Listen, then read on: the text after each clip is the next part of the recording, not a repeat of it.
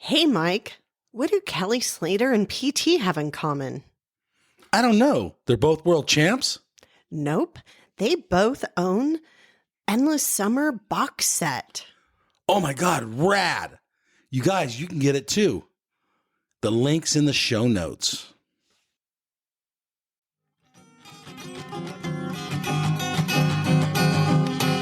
Went down to Waimea Bay. What a fantastic sunny day. Boys and girls hanging round. Surfers going up and down. That's when I caught my wave. Knew what to do. Surf that wave right to the shore. And it's dreams come true. Hey everybody, welcome to the Quivercast. I am Mike, your host. Let's get into the show.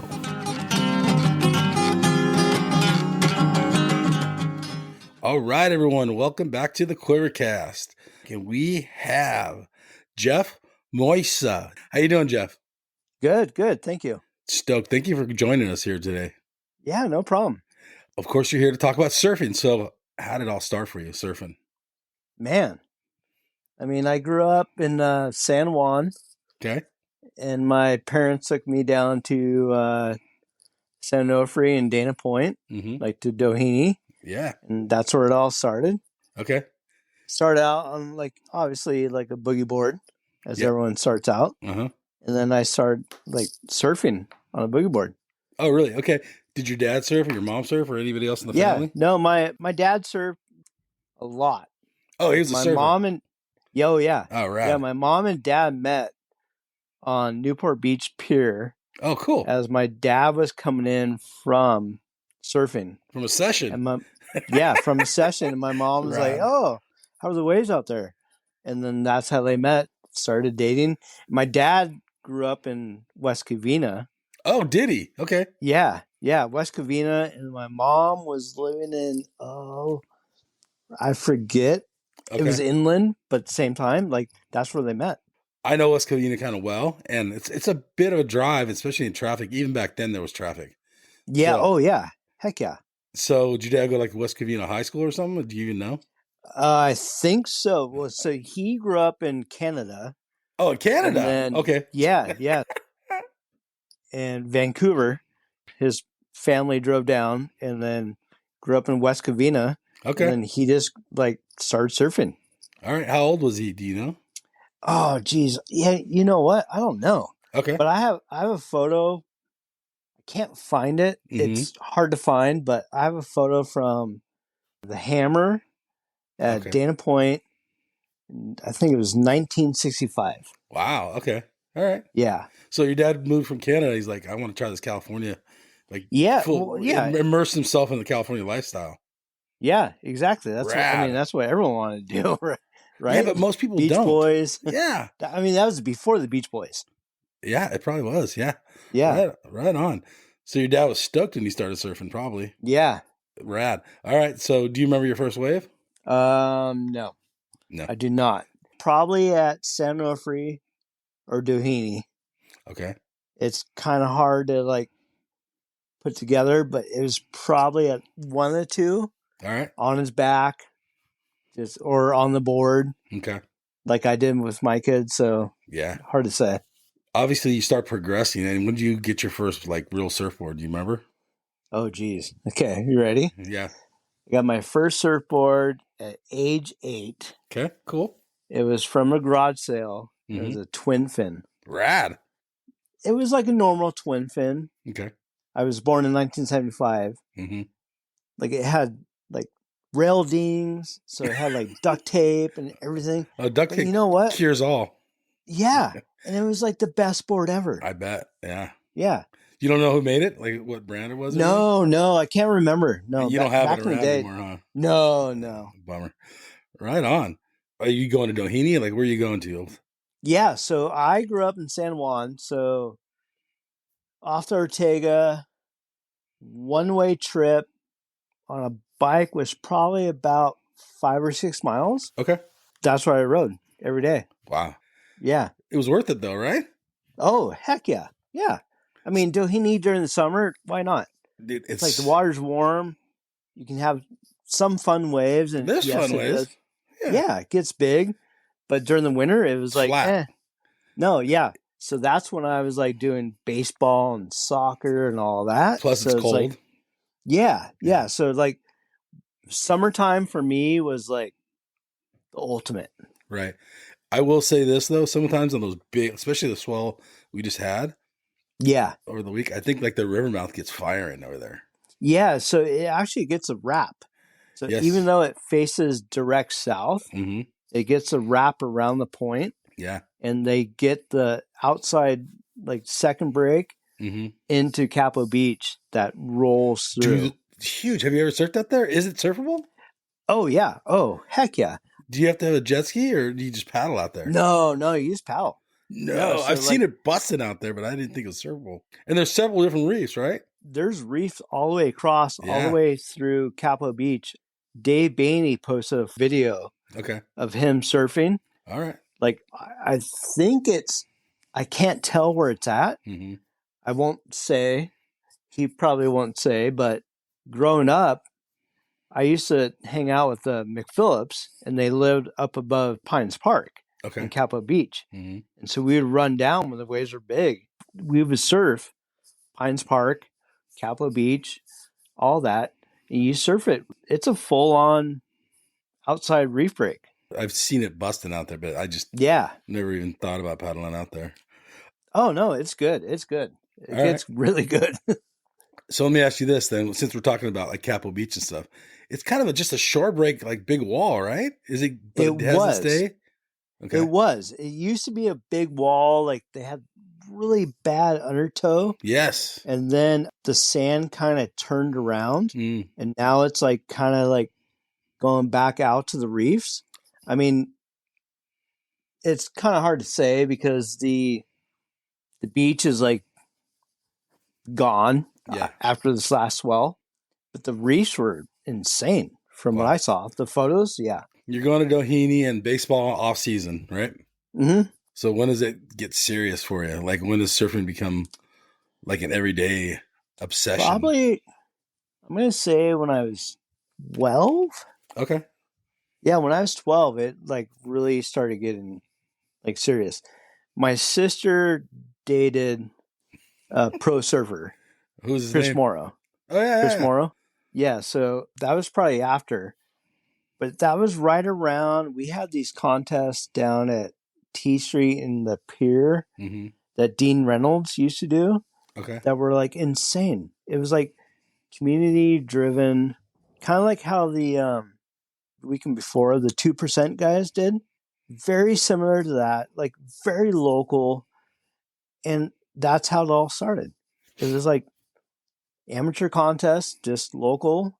And we had Fred Swiggles shooting the photos. You'd show up in the Daily Pilot or the Daily Sun or whatever it was. Yeah. Yeah. I mean, you don't go straight into contest, right? When do you think you're good enough? Like in your head, you're like, okay, I can do this. I can do some, make a couple of heats or something. That was a weird thing. Going to high school, I played baseball. In high school? No. Oh, okay. Not in high school. Okay, before going up to high school. All right. Growing up playing baseball and then being like, okay, we're going to Pochi. It was like, okay, yeah, sorry. We're going to Pochi no matter what. Right. Like the team sports for me were not there.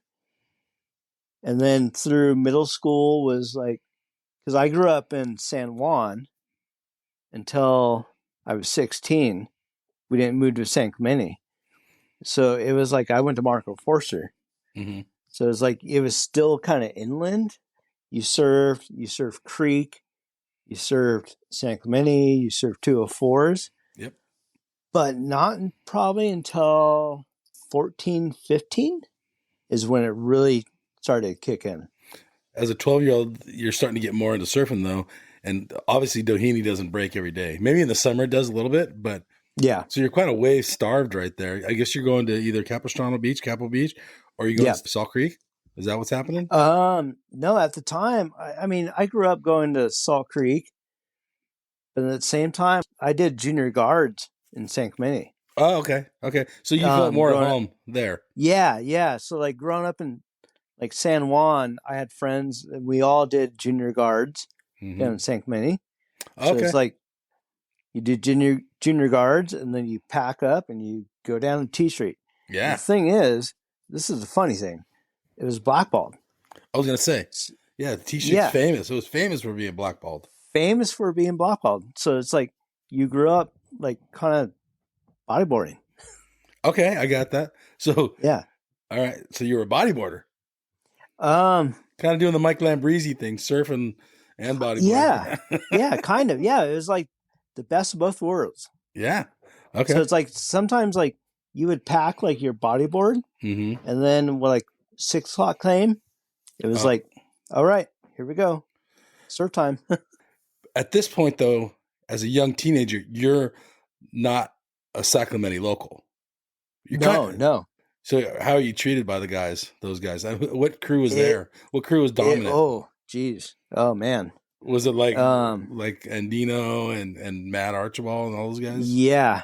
Yeah. So like kind of trying to post up at the pier. You had like Joe Stauffer, you had Matt Archibald, Dino, Woodcock.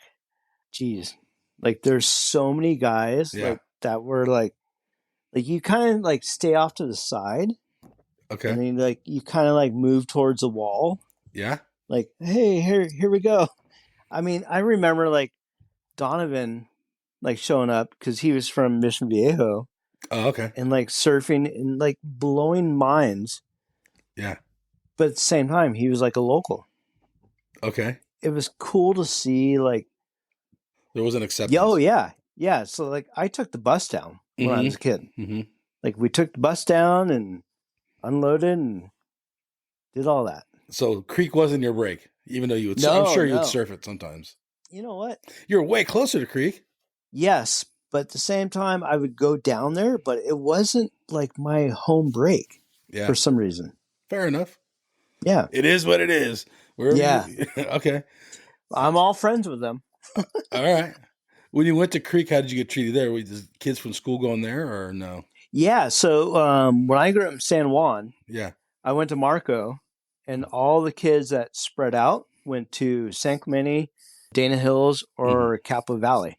It was all the same guys that are all still around. All right. So familiar faces for sure. Yeah.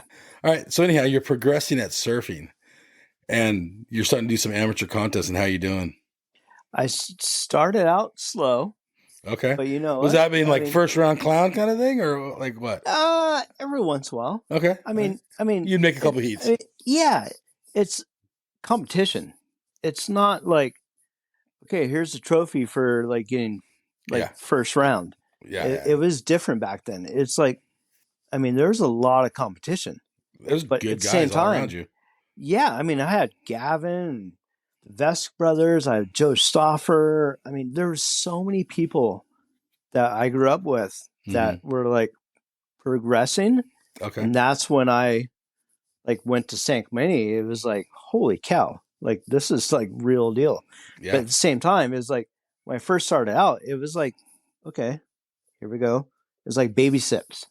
That's good. Like, what are your parents thinking about this? Are they loving this? Or are they? Oh yeah. Okay. Yeah. No, my parents were like first start of me surfing. They were very, very supportive.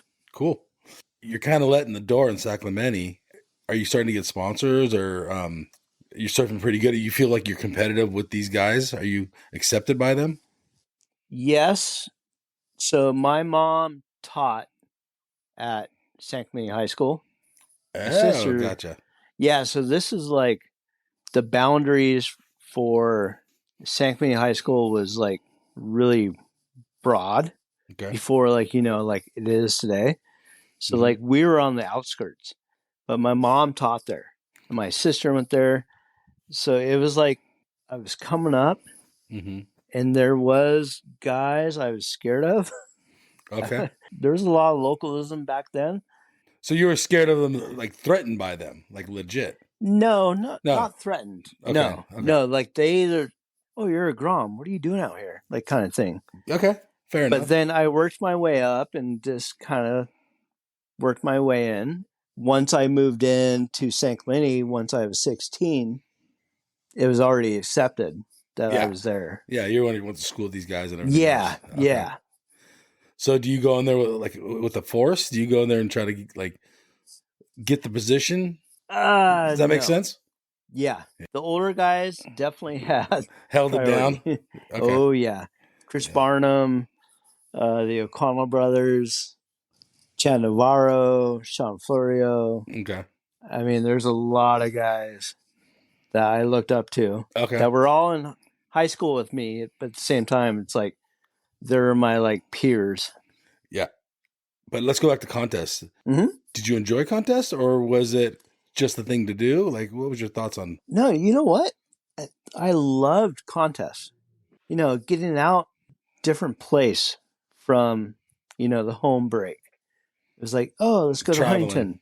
Yeah. Yeah, traveling. Yeah. It's like, let's go to San Diego. Let's go to Cambria, like Pismo, Morro Bay. It was like so much fun.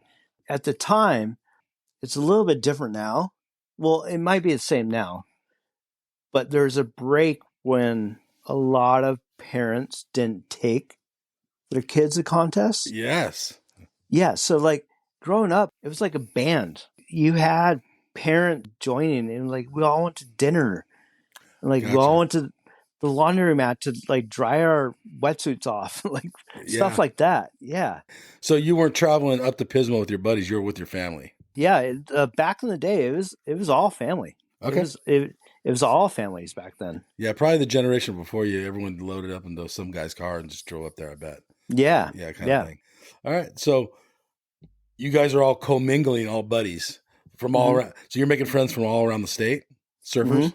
Yeah. No, like back in the day, like you had the guys from Santa Cruz coming down and hanging out with the guys from Huntington, the guys from San Clemente, guys from Newport. When you went up Santa Cruz, you would reach out to them and you're like, hey, do you have a place to stay? Cool. And it's like, oh yeah, like, hey, you can sleep on my couch. Like I remember staying at Omar Echeverry's house, Oh yeah. right at Pleasure Point, his mom's house. We had a contest. He had a pet iguana. Oh, right.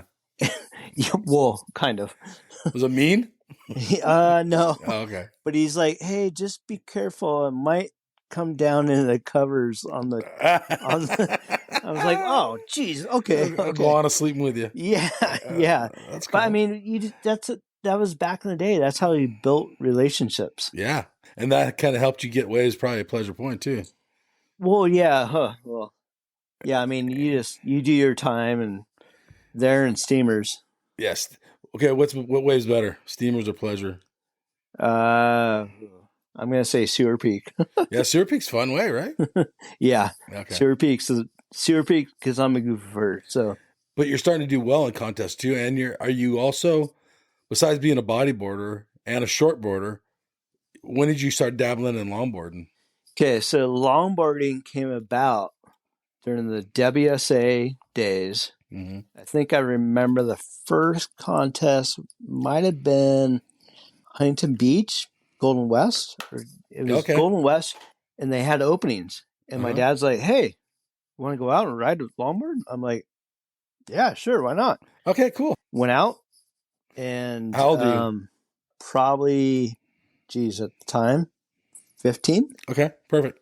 Just started riding longboards in the contest. All right. Became a thing where my dad and my mom always showed up to all my contests. Cool. And they're like, if you want to do this, you can do this. And I was like, okay, why not? We're here for the day, so why not? So you're doing multiple divisions, basically. Yeah, I was doing, at the time, stopped doing NSSA. I was only doing WSA and USSF, and then was doing 2 divisions, so shortboard and longboard. What were you more successful in? You know what? Probably about the same. Oh, Probably about the same. Which is what? What's your success? Oh, geez. Are you winning a contest? Or are you just making semis? Or like, where are you at? I was winning longboard contests. Yep. Probably doing second or third. You're making finals in the shortboard. Yeah. So you're a force. Yeah. Yeah. What are your peers saying? What are the guys next to you saying? At the time, there's a lot of older longboarders doing the USSFs and Was it WSAs. open division? It was longboard and open, so there was no Yeah. age bracket. Okay. No age bracket. So they're like, what are you doing this for? And at the same time, I'm like, I'm just doing it. Like, why not? Yeah. It was kind of funky at the same time. I'm like, Yeah. I don't want to hurt feelings, but Hey, it's a contest. it was fun. It was fun. Let's talk about your longboard approach to surfing. And this is Okay. kind of like, what is this, like mid early 90s? Yeah. Let's Okay. see. So I graduated in 93, Mm-hmm. started working at Stewart's right after that. Okay. And it was like shortboard, longboard. I worked there for 2 years, 2.5 years. Okay.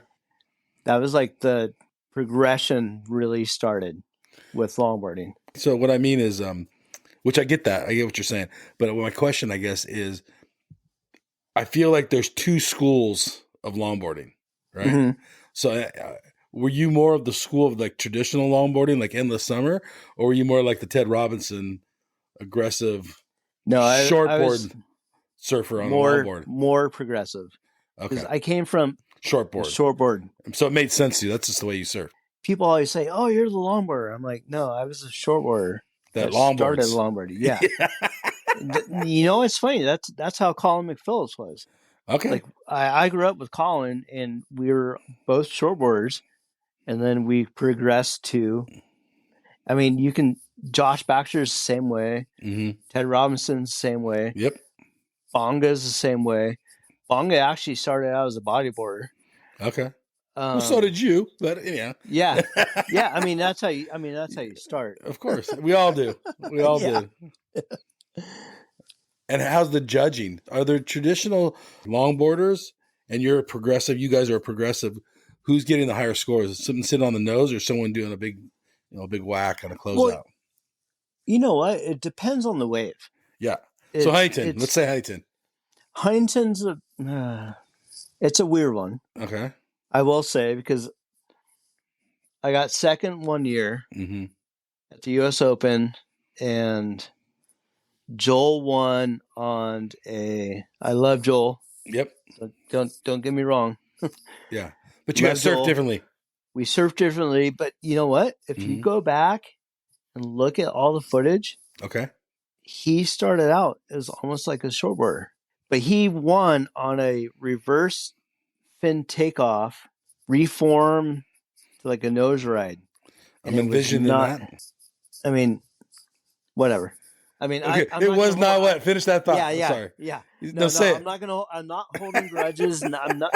Hey, I can say I got second at the U.S. Open in longboarding growing up as a shortboarder and whatever. That's excellent.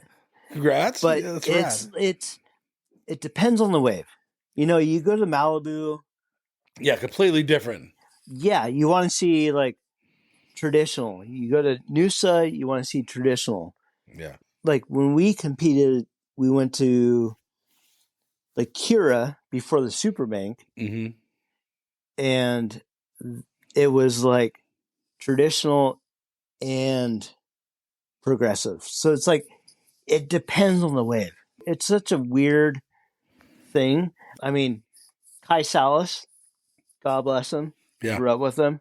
Yeah. In Hawaii, going out to Hawaii, and thank God he won the world championship. Mm-hmm. But it's different surfing. Yeah. Now they're back to traditional, right? That's how the judges are judging in today's world. Well, there's no WLT. Yes. That's what it is. So it's only like these specialty contests. Okay. All right. So it's like, We can get into Yeah, the longboard. The longboard yeah, I mean, contest, we can go on for hours and hours. I don't know how much time you have. Well, we do 1 hour, but there's always be a part 2 later. So we're just gonna get Geoff's story Okay. right now. All right. Yeah, no worries. We don't want to go down some rabbit hole. Yeah. No, it's all Easily good. done. Easily done. I know. So you're a progressive longboarder, and you're surfing against all age brackets. And Yeah. it seems like maybe the older guys are kind of frowning on you. Yeah. I'm kind of somewhat. reading that. I'm reading the room Yes. here. Yeah, somewhat. Because, I come in from my shortboard heat and then I grab a longboard and I go out and do the same exact thing I was doing on a shortboard Yeah. and then winning the heat and winning the final or whatever. So it's like, oh, yeah. Sorry, boys. Yeah. What was more satisfying? Or were they equal? For me? For Shortboard. you? Yeah, Okay. shortboard. You felt Yeah. more successful? Oh, yeah. Okay. Yeah. I was first and foremost a shortboarder. Right. Doesn't mean you didn't enjoy longboarding, though. Oh, no. I loved it. Okay. I mean, I grew up, going down Sano Yep. and backing up the car and just And hanging for the day. out. Yeah, hanging out for the day. Not a better beach to do that at. Exactly. How are you picking your boards for the day when you were paddling out? Like, did you have it in mind, I'm going to go to T Street, or did you have a longboard and a shortboard in the car and chose your wave? I would wake up in the morning, drive by T Street, Mm-hmm. see what the waves are doing. Mm-hmm. If T Street's good, I'm going shortboarding. Mm-hmm. If the waves are bad, I'm going to Sano. That's how it went. Yeah. Perfect. What was your peak in your career as an amateur? What was your success? Yeah. I think it was 1996. Mm-hmm. I won the World Amateur Yeah. Junior Championship. So you're junior world champ. Yeah. Rad. Yeah. So my name is in the ASP book, which is pretty So cool. rad. Yeah. Yeah. Let's talk about that contest. How did it start and how'd you progress? How'd it go? Well, so going into that contest, And it was where was it at? Huntington, or where was it at? It was in Huntington. Yeah. Yeah. Okay. Yeah. Huntington, 1996. So we had the Pan American Championships before that. Okay. I think it was maybe a half year before that, 8 months before that, in Guadalupe, French West Indies. And at the time, the U.S. team, they said, hey, you can do shortboard or longboard. Oh. I was like, ooh, ouch. yeah, this is like a big deal. Yeah. So I said, oh, I'll do longboard. So I packed all my longboards. I won, and we won the shortboard too. Going into Huntington, they said same thing. It's longboard or shortboard. I was like, okay, well. Why did you pick longboard? Well, I mean, we had a good team. We had a good team on shortboard. Okay, Ben Bourgeois, like Brian Hewitson, Colin McCarthy, Shane Beshan, Taylor Knox. So I was like, okay, I'm going to go with longboard. Just because you felt like you had better shot of being more successful? Yeah. And I mean, don't get me wrong. The longboard feel was gnarly. It was super gnarly. Yeah, I bet. So I was like, okay, went into it and just ended up winning. Wow. Yeah. Against Jason Blewett, who is a good friend of mine. I mean, it was hard. Really what were the waves like? Not big. It was like 3 to 4 foot. Typical Huntington. Perfect Huntington. Sandbars were good nose riding, reformed, and you could do anything on the inside. So it was like amazing. Wow. Okay, cool. So you take you out the field. How'd you feel, dude? That's so rad. Wow. It was big. It was big for me. One of the coaches was Kevin Grondin from East Coast, who's a huge New Englander surfer. You had Bruce Walker, and then I had Steve Farwell as the other coach. And he actually has shaped me my last shortboard that I ride today. Okay, cool. Yeah. Yeah. But now you're world champ. How does that change? Does that change your life at all? You know what? At the time, it was weird. At that time, it was everyone had to stay amateur until you won something. Oh, okay. And yeah, so it was like I waited. And once I won, I was like, okay, I'm pro. Because before that, you couldn't get paid. Right. That was like a big thing. So like all the guys like Joel and all those guys, like Ted Robinson, Izzy Pasowitz, like they're all getting paid. Yeah. Us down below, we weren't getting paid. Yeah. So it was like, okay, now I'm going pro. So like that was like a big thing. I'm going pro. So right then you turned pro. Yeah. Yeah. Okay. So your amateur career is over. Done. So now you're going into the ranks of the pros. Are you surfing shortboard pro and longboard, or just sticking with longboard? Both. No, both. I think the first trip I did was well, actually before that, I was still amateur.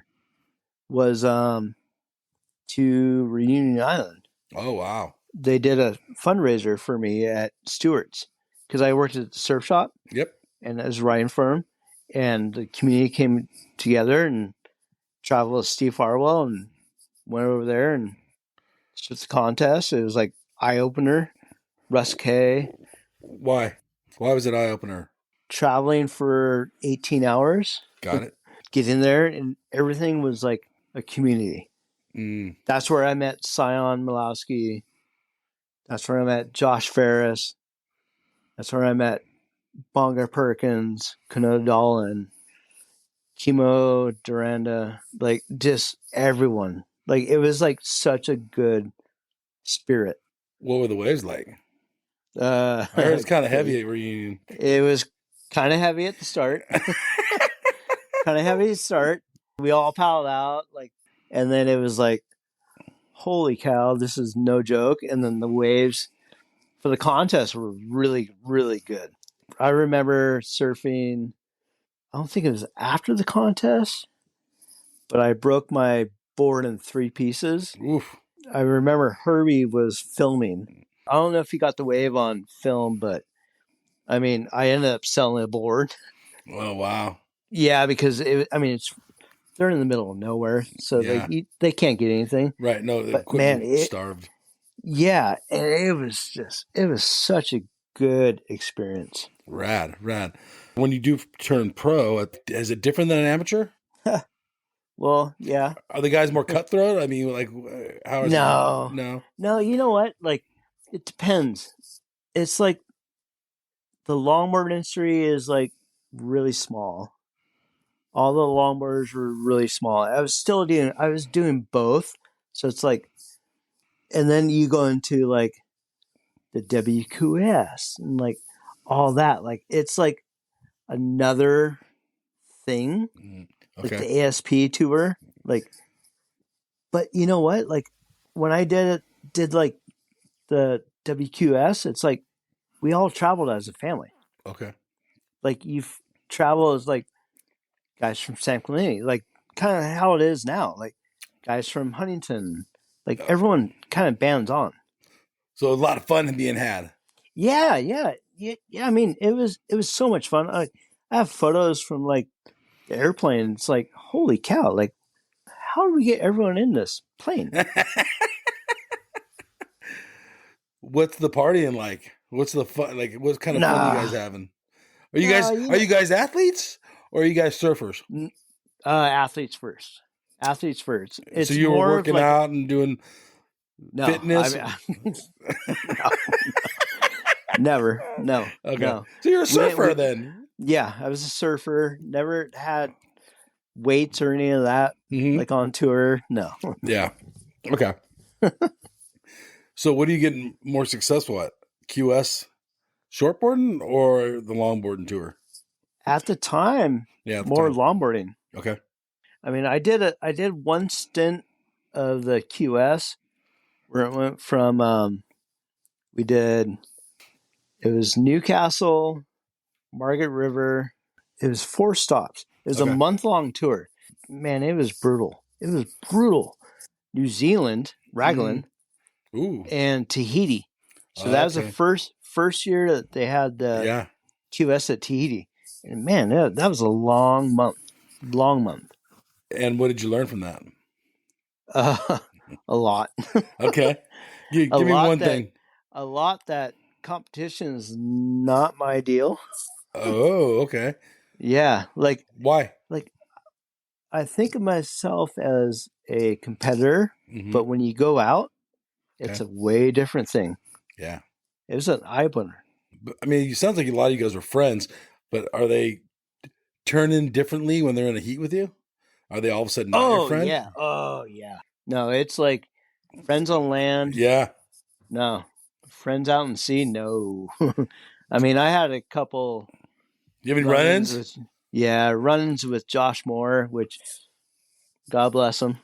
Love that guy. Yeah. Like out in the water. Tell us one. Oh, he just palling around me, and Okay. I had words with him on the shore, and After the heat or before after the heat. After the heat, yeah. Yeah. But Okay. Hey, it's competition, man. Competition. It's like football. It's like That's right. Those guys talk shit all the time. Sorry, my French, but No, you can say it. Say whatever you want. I mean, it's anything. Okay. We're all friends on land until we get out in the water. Yeah. Do you ever had anybody that you had to beat in the heat? Like that guy was your enemy in the water? Or even on land too, but mostly. Do you have a rival, I guess? Man, that's a hard one. Okay. Obviously, Joel. There you go. I know for myself, I've never beat him. You couldn't beat him? You never did, or you couldn't? Nope. Never beat him. Wow. Was he unstoppable? Yeah. But I will say this. Okay. I beat Rob Machado at a small contest, the PB Drive contest. Okay. Presented by ProLight. And I beat Rob Machado into the final. Wow. There you go. Yeah. Stoked. Yeah. So that's like, woo. Okay.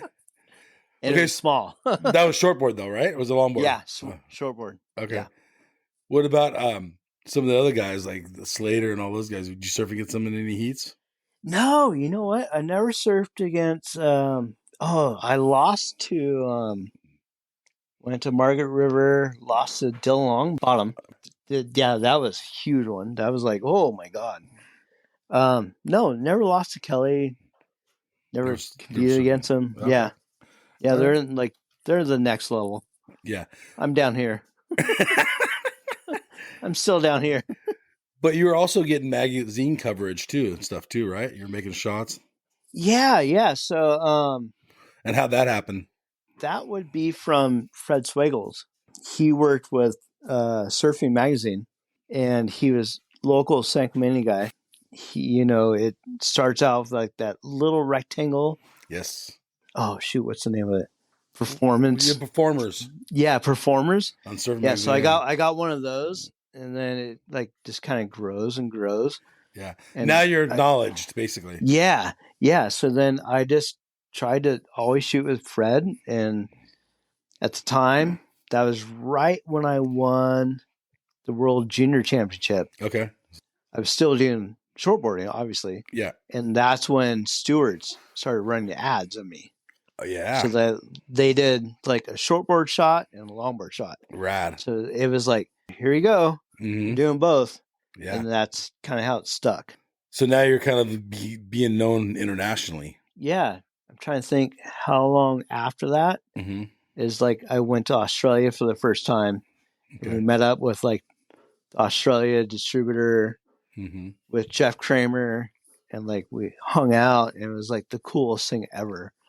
Like going to Crescent Bay, hanging out at this cool house, barbecuing, just chilling, and that's where it all started. Like, and the thing is like I always took my shortboards with me. Right. That was another question I had. Yeah. Even with Kramer and even with Bonga. Mm-hmm. Bonga and I always took shortboards with us. Okay.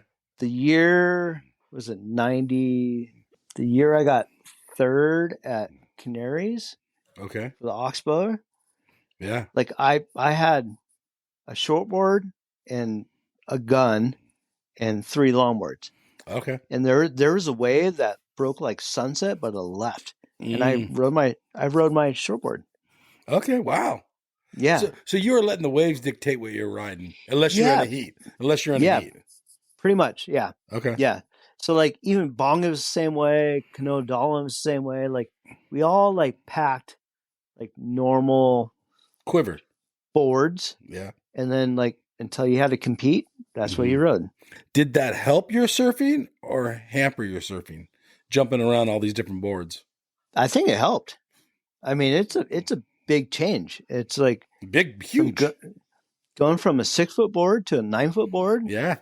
A 6-foot board that's 19 inches to a longboard that's 21 inches. It's like that's a huge difference. Yeah. So it's like, and that's where I think like the whole progressive traditional thing. I mean, they always used to judge on 50-50, which Yes. back in the day was what it was. Progression That's where- and tradition Yeah, so Traditional? I think that's where we were able to do that. to And excel. now I think now it's changed. It has. I mean, yeah. it obviously it's the waves.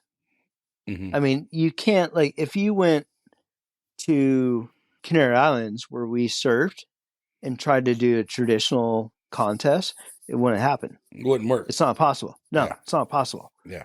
It's like that's where the 50-50 comes in. Yeah, it makes You sense. know? That makes sense. Yeah. But now they're choosing Malibu. They're choosing Noosa or whatever. Yeah. Well, the yeah. tours, which is a whole different subject, but the tour is almost non-existent, really. The longboard tour. Yeah. WSL's and kind of even- buried it. I think the first year I went to Noosa with Bonga, Kanoa, Josh Ferris, and all of them, Mm-hmm. they moved the contest to the back beaches, and it was a beach break. Mm. And you can see footage that where Bonga is like surfing it like a beach break. Yeah. I mean, I understand where Joel's coming from. It's all about the sport, all about their progression. At the same time, it's like there's times and places where each Yeah. critical thing should come into play. Okay. So let me ask you this. You're surfing in the heat with Joel. What board are you riding longboard, and what kind of board is he riding longboard? Are they even similar besides the length? Let's see. So that was 90, 93, 94. Okay. Okay. So we had to ride 9-1s. Yep. So the 'cause length. rocker. The length. Yeah. Yeah, the rocker, because the rocker took away from, like, they had measuring sticks. Yes. Back in the yes. Yes. Yeah, so they had measuring sticks. So I was riding 9-1. Let's see, nose was, I think, 18. Width was 22 Wow. by maybe 2 3/8. Okay. It's pretty thick. But at the same time, if you look at Joel's measurements, they're about the same. Are yours a thruster and his a single fin? Are you riding single fin? I think he was riding the thruster. Oh, Joel. 2+1, yeah. Okay. Yeah, okay. we're riding 2+1s. Well, everybody was. Yeah, at the time, yeah. Okay. All right. Yeah, 2+1, I guess, not thruster, but 3 fins. And now pretty much kind of everyone's riding the single fin, kind of right. What is everyone riding today? Now, do you know? now everyone is riding single fin. more traditional longboard. Yeah, Okay, which is cool. No, it's don't get me totally wrong, cool. It's totally insane. cool. But they should Like almost you run s- 2 different kind of contests, Yes. I mean, they should. I mean, in my opinion. By the way, which means nothing. no, I agree. Because it's like if you watch like Taylor Jensen at Malibu on a 3-foot day, Yes. it's not the same as Kai Salas or Yes. Canale riding a single fin. It's Yeah. like way different. It's like I see Taylor out at Oceanside, and the he's legit. Like, yeah. just a surfer, just a legit surfer. I don't think anything he rides, he fucking rips. I mean, that's how we were. That was Ted Robinson, Jeff Kramer, I had Ted on the Josh show, Baxter. and I'm pretty sure when he got into longboard, he hung up the shortboard, and he was just I think he Yeah. pretty much told me he just longboarded only. And I worked at Stewart's when he rode for them. Uh-huh. His boards, his pro model was like so extreme. No nose, anything. It looked like a gun. I was like, what are we doing here? The Like, dude's ripping though. But he's ripping. Yeah. Actually, so let's talk about that. You got a pro model later on, huh? I got, let's see here. I worked at Stewart's. I got a pro model. I worked there for 2.5 years. Mm-hmm. Right at the second year, So you had a pro model, Stewart. we actually did, at the time, it was myself, Ted, and Jeff Kramer had boards. Tried to do 3 different models. Right. You didn't want them all the same. Yeah. So I did a high performance one. I did a nose rider. and then I did like an old school one. And Rad. same with, it was insane. It was like I had my old school one was like a T-band. It had a step deck. It was so insane. That was probably like one of the best boards I've ever rode. Yeah. Yeah. Do you still have any of those boards around the garage or something now? I today? have, no, not those ones. I have the board I won the ISA on, Okay. the yellow board. Kept that one. Yeah, I kept that one from 1996. The Geoff Moysa models floating around. Someone has them, but you don't have one? bummer. I have a Stewart and I have a Becker one. Okay. So you move on from Stewart. Why'd you move on from Stewart? Huh. You don't have to talk about it if you don't want. That's fine. We can move on. It's a touchy subject, but Okay. Right. at the time, moved on. Got it. And We can leave it at that. I was working at Stewart's, and then I started working at Becker up in Corona Del Mar. Mm-hmm. They approached me to ride for them, Okay. and Obviously, I said yes. That makes Yeah. sense. Yeah, I rode for them. At the time, it was just me and Michael G. Who was shaping the boards at Stewart? All the longboards. Was it Bill Stewart shop? It was Bill. I think the yellow one I still have is Mark Johnson. Okay. How many in-house shapers were there? See here, Bill, Mark Johnson, Jeff Widener, Terry. Geez, maybe 5 because they're doing a lot of Hobie stuff too Okay. at the time. During this time too, Stewart's huge, right? Oh yeah, it's Like huge. the longboard. Everyone. Yeah, so like when I started working for them, it was like you walk in the shop, the surfboards were in the back corner, Mm-hmm. like in the back. Yeah. And I think we had, and that was under my manager was Rick Petrie. Mm-hmm. We had, I think, maybe 50 boards at the Okay. time. Yeah. And then it like kind of spread and they took over the next building.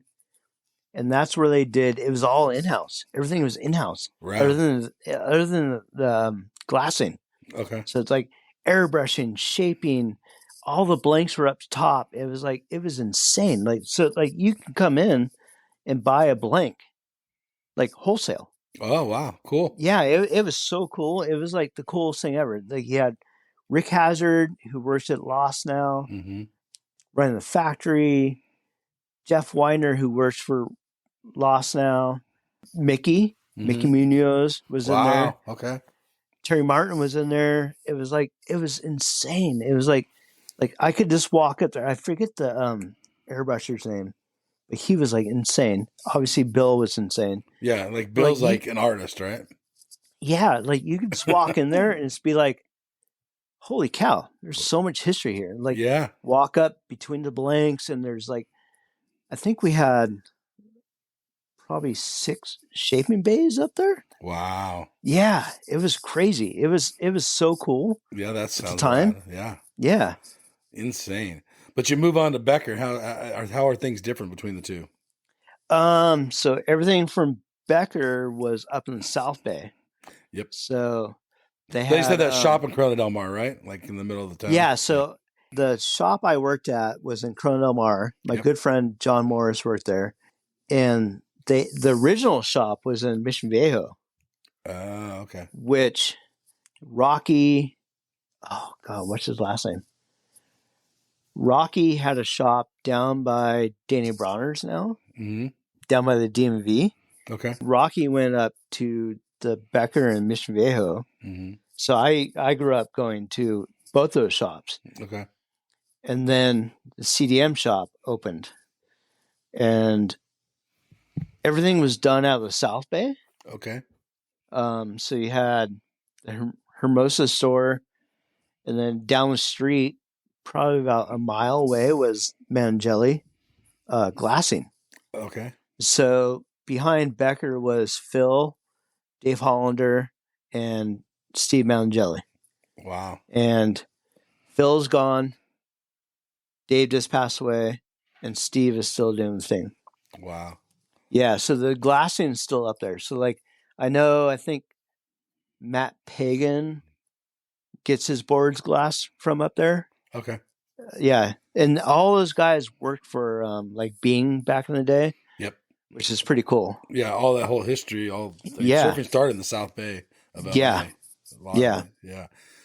How's your pro career going? So I know we got off sidetrack, but are you loving being a pro? Like, what are your thoughts? Is it stressful? Trying At to the make time? results? Yeah, at the time. Oh, At the time. okay. I'm sorry. I was Not gonna today. say, No, not now? today. No. Now I'm not a pro. No. I'm old. You know what though? No, The longboarders, I don't know if there's an age bracket, but go ahead. Yeah. Yeah. You know what? At the time, yeah, it was stressful. Was it? But I mean, Did it take the fun away? no. Okay. Because at the time I was working, I always worked a job. So the good thing was when I worked at Stewart's, they let me have the time off. Yep. When I worked at Becker, they'd let me have the time off. Good. So it's like eventually moved up to Newport when I Yeah. worked at Becker. Yeah. And they're like, okay, yeah, just let us know when you need the time off. And that was like... That was in their cool. best interest because they have a named surfer in their shop. At the time, we only carried, at the CDM shop, Mm-hmm. I think we only had maybe 20 boards in stock. So you're selling clothing mostly, probably. Yeah. I mean, it's CDM. It's Newport. Right. It's Fashion Island. Yeah. But yeah, I mean, I lived in Newport. And Surf blackies or what? No, I was surfing. I lived right up 48th Street. Oh, and I was kind of worked my way into like the lad crew there, at 52nd Street and stuff. Yeah, weaseled my way in somehow. And that was like, I was writing for Vans. I was writing for Billabong. So you're getting big sponsors now. I mean, I had sponsors. It Yeah. wasn't a lot. Oh, okay. That's why I always worked. Yeah. I mean, it was not a lot. Was there any longboarders at the time making a career out of it, just longboarding, or all of them had to have a job? Maybe 10 or 12. 10 or 12 longboarders did not have to work. Yeah. Okay. Just because of their sponsors. Yeah. At the time, I was writing for Billabong, but they didn't sponsor me for longboarding, only for shortboarding. Yeah, they didn't do the switcheroo. Nope. Like, that's BS. Yeah. No, so I always put my sticker on my board, on my longboard. Yeah. Just as. But their clients, their customers weren't longboarders, probably. Yep. Wow. Yeah. There is a distinction between a shortboard and a longboarder, right? Yeah. Exactly. What do you feel about that? You know what? It is what it is. Okay. It's Two different worlds. Yeah, exactly. But somehow there's a few guys that it was both your worlds. Yeah, I mean, Ted Robinson, Colin McPhillips, Josh Baxter, Bunga Perkins. There's so many of us that it was like both. Like all those guys are amazing shortboarders, which no one knows. Right? They didn't really have big results in shortboarding, though. No, I know. That's why they're not known. Yeah. Right? I mean, Yeah. In today's world, let's go to today. Do you have a favorite longboarder? I'm still going to say Bonga. Okay, Bonga. You have a Yeah. favorite shortboarder through all the generations since the 90s. Oh, geez. Or man. even go back. You can go back. No Dean. Really? Only because his dad was a great longboarder. Was he? Interesting. Yeah, Wayne Dean. Wow. Okay. I didn't Good. solid And his longboarder. solid longboarder, shortboarder, Okay. and his brother rips on shortboards, longboards, and everything. Yeah. Wow. But you got the job from Becker. Did that lead into working for the surf industry? Yeah, so at the time I was riding for Billabong Yes. when I rode for Becker. But And shortboard so- with Billabong, as we distinguish. Yeah, shortboarder is Billabong. It just kind of worked into like kind of like the regional marketing plan, Mm-hmm. you would say, which is amazing.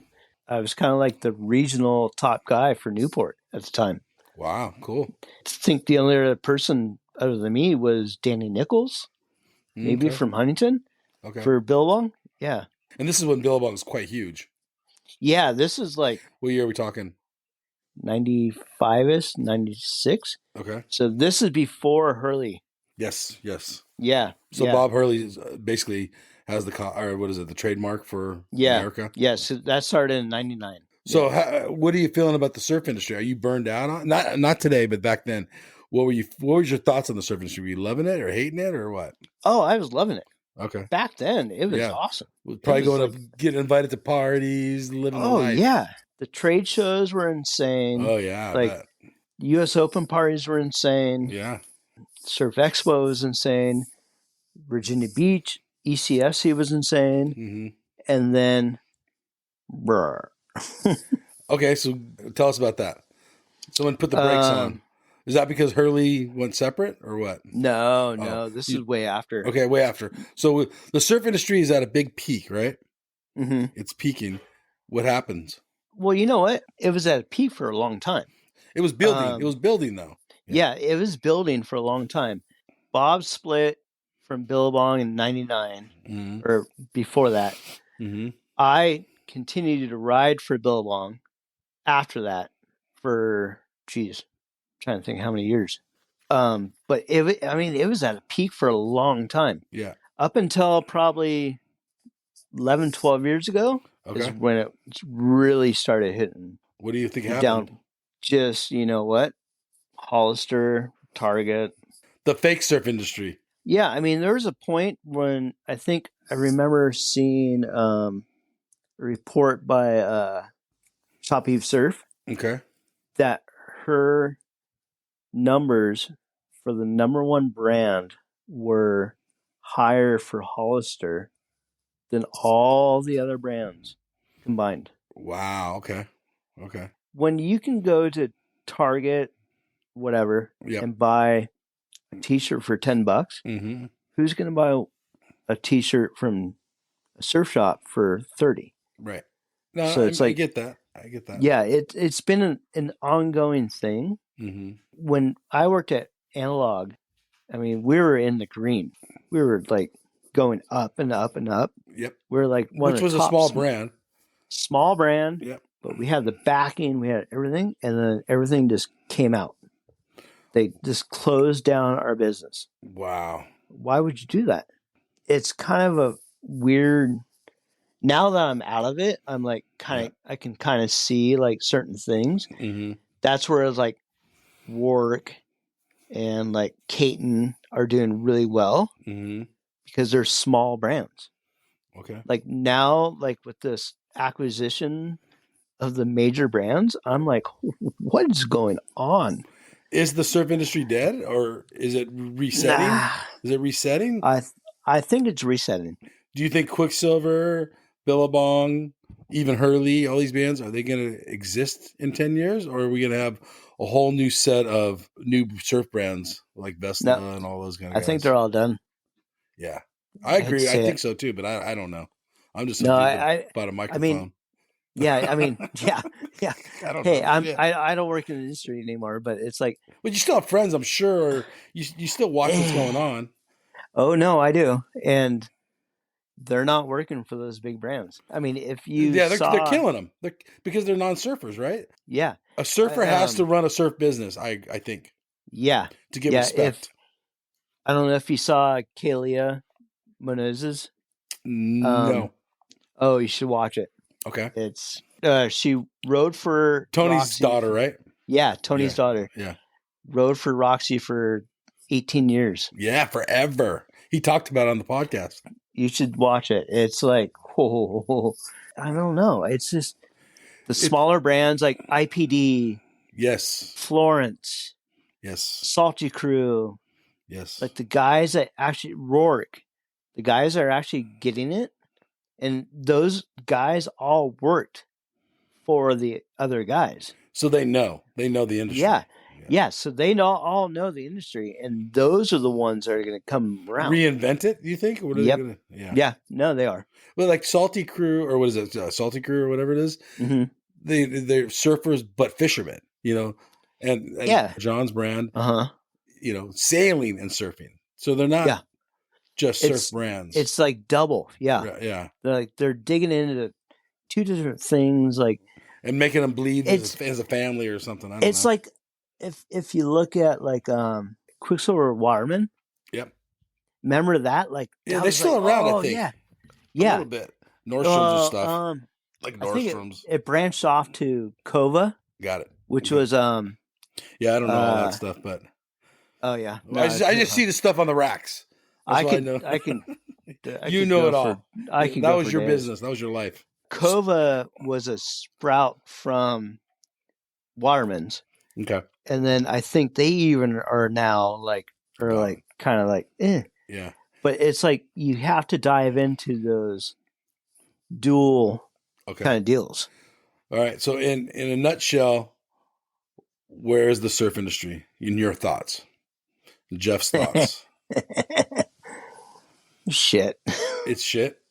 It's shit. Okay. Even so, okay. And what's your thoughts on pro surfing today? Longboard and shortboard, since you're Shit. involved in both of them. Shit. Okay.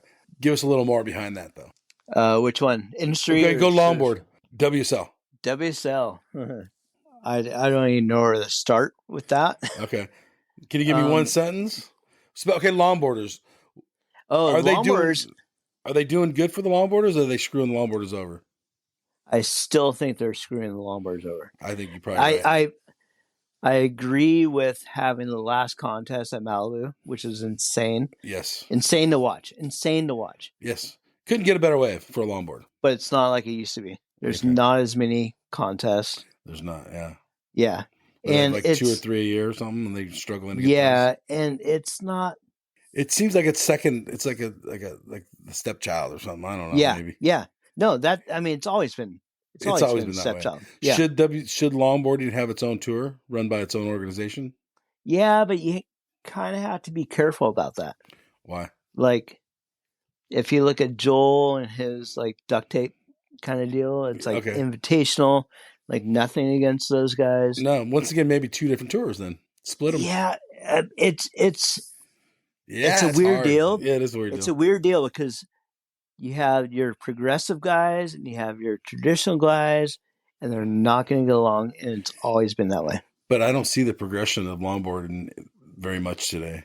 When I saw No, heck no. no one's out there ripping on a longboard. Everyone's going to the nose, which is like great.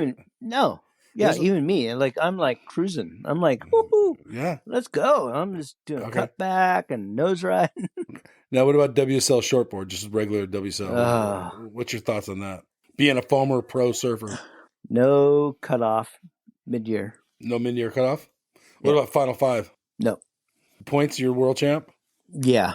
Okay, fair enough. It should, man, it's like go back to like how it was. Like Okay. finish the contest at Pipe. You know? So you just don't like any of the WSL what they're doing. I mean, I do, but at the same time, it's like finish with like the best contest. Yeah, of no the more year. Triple Crown. I mean, it seems like surfing's not like it was. No, And it's all gone. But things change, so we got to. Yeah. And I guess you have to embrace it, or you just hate it. I don't know, one of the two. Yeah, I know. It's interesting hearing it from a former pro. Yeah, I've been out of the industry for quite some time, but I mean, I still watch it. Yeah, and you're a surfer. I'm a You're gonna watch it. Yeah. Like now, I'm a surfer, so it's like, like really. Well, Geoff Moysa, thank you for coming on the Quivercast, man. I really appreciate it. It was Yeah, fun. no It problem. was fun chatting with you today. My pleasure. All right, everybody. Mike and Jeff, and we're out of here. See ya. Boys and girls hanging round, surfers going up and down. That's when I caught my wave, knew what to do. Surf that wave right to the shore, and it's dreams come true.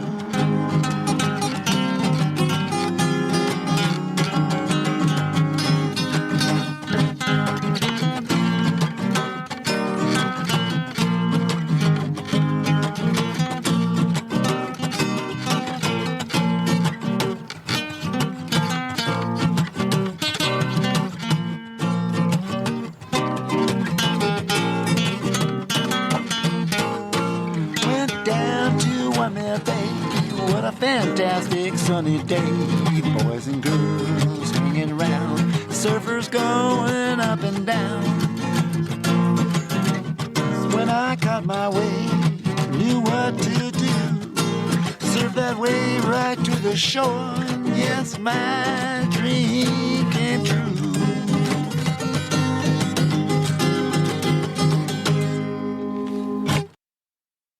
Hey, you guys, Endless Summer box set. This thing is legit. It's authentic, numbered certificate in it. It has a 5-frame film strip from the original print. You will literally own a piece of history. It has a specially minted bronze medallion. Dude, that thing's sick. Okay, there's so much more here. Go to the show notes. There's a link on there.